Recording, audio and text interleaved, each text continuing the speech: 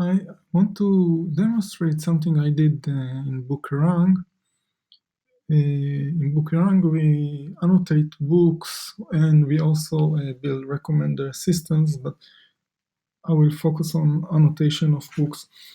You can think of a book in electronic format, so the text mostly, but sometimes we find ourselves when we also need to analyze the image, the cover of the book. So I'm using here Streamlit.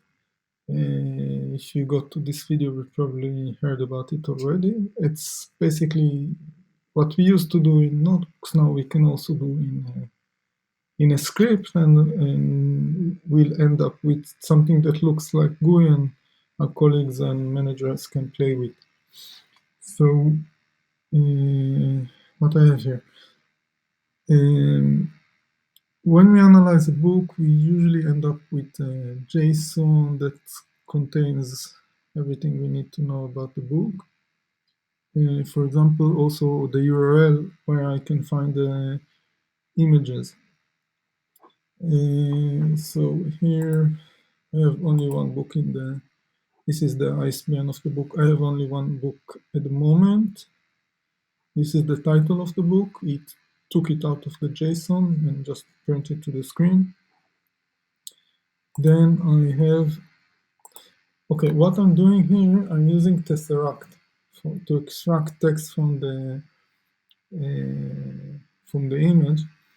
So you can see that I end up with blocks, not just one big text.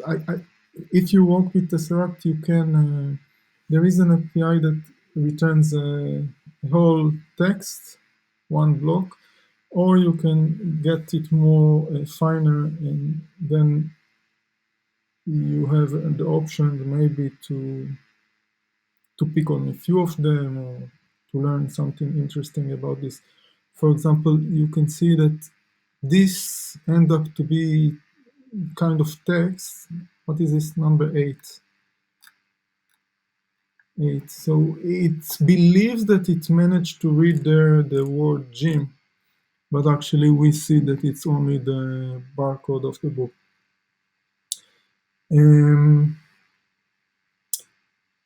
Okay, so I have on the left the image, on the right the same image with the annotation that I have got from Tesseract. And when you get the text from Tesseract, you also have, it tells you the confidence that it's got from every piece of text that it's found. So I decided to color those with little red when I analyze what is happening.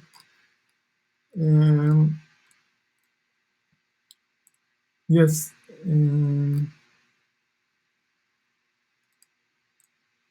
Yeah, I wanted to say something very important. Yes, so Tesseract has also a parameter of language. So it's not just detecting the text, it also has some language model to know what makes sense, which combination of characters, what looks like a word in this one is in Dutch. We are analyzing Dutch books.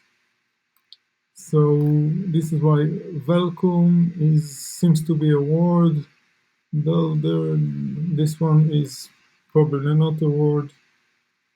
Here you see that it realized that it did not get something right, but it still, this is what it reported with the gym also.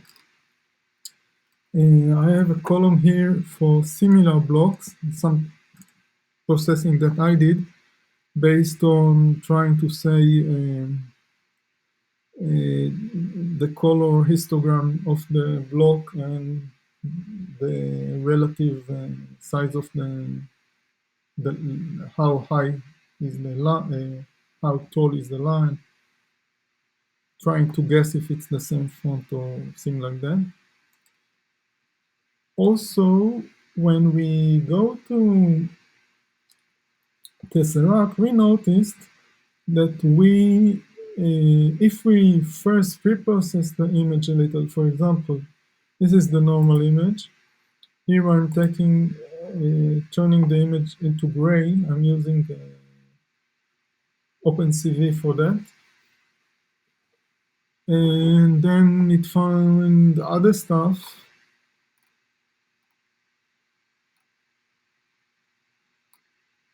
Okay, and here below we try to have some sort of classification. What is this block?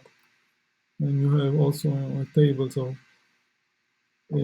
now, if you're looking for blocks about the author, then this is one of the methods. And block number 7 is quite sure that this is about the author. Indeed, it looks like about the author.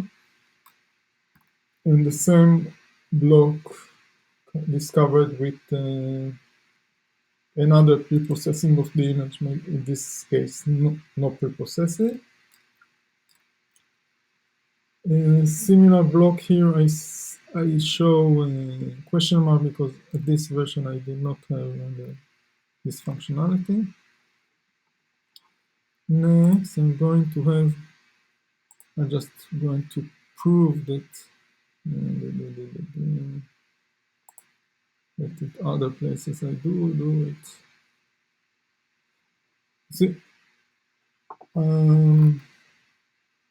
okay, here we did find similar blocks. So we say that 3 is similar to 4. Is it true?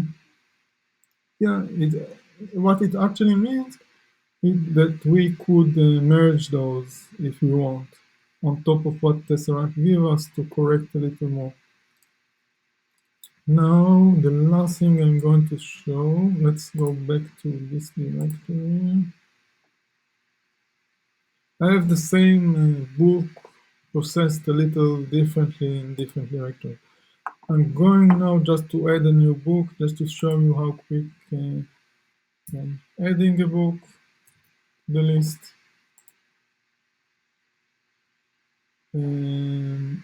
Previously, I said that every time I change the code, Streamlit will load it again. And this is what it remember. Now I'm going to, there is also a concept of caching, because what happens every time Streamlit runs, it goes from the top to the bottom, runs everything. If you want to keep things like you would do in a notebook, running some cells in the beginning and then using the hard work again and again in various exploration, then you add a directive to the function in Streamlit. I have it, where do I have it? Hopefully you see also the editor.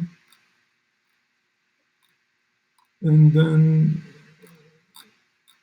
if I load a book and you have a Streamlit cache, then it will then this book will be loaded only once until you do clear cache, and then you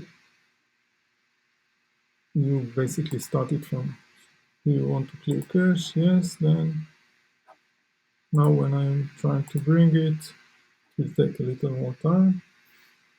And very convenient. I mean, took me less than a day to understand a few hours to understand what's going on. Based on experience with a notebook, it's just very trivial. And editing this stuff is also trivial. Side bar.